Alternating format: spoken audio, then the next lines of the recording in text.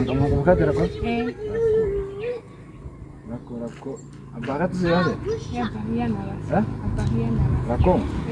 Ada mantu marah aku pas saya. Ada beres saya karena dia jangan. Mana itu? Mana itu? Atas kerja? Semua hasil. Ini gaji jelar harus arguri. Kami ti. Hah? Kami ti. Ya sudah. Garunan ni karena kita itu karena ada. Hah? Dati ada mana dia? Sila. Tapi tu mana rasa tu ni? Gunasya ni tahu? Arang kami jual tak? Arang dak. Mana? Jadi arang jual dak. Baru ala gar orang tu. Rosati? Asmati. Berkatamu? Bersama agati? Saya jual ni orang kongkong. Bersama jati? Bakuna tere selama kisah tanya saya ni itu. Indah kau mama. Indah kau. Indah kau. Ya nombor saya ni.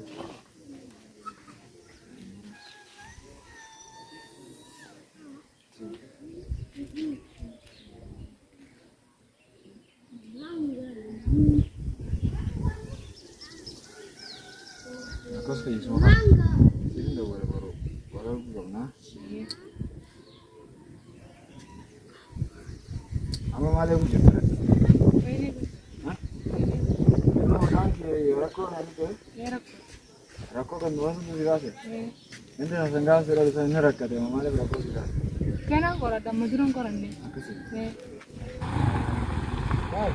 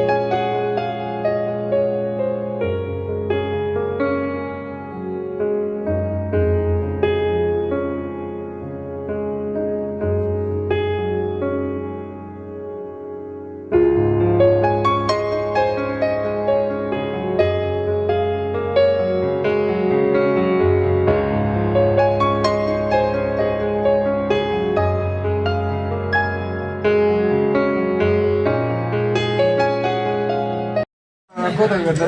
Rako dah. Agar dia kamu rako. Rako orbada. Rako orbada kasih ke sini rako itu. Rako orbada. Rako ke sini. Rako berarti surau. Di sini juga kerja. Ya, rako orbada ini. Ante namban. Ante namban. Rako orbada. Ante namban. Ante Tamban. Ante namban. Tamban. Ante namban. Tamban. Tambar ban. Tambar ban. Eh, ha? Tambar ban. Ha?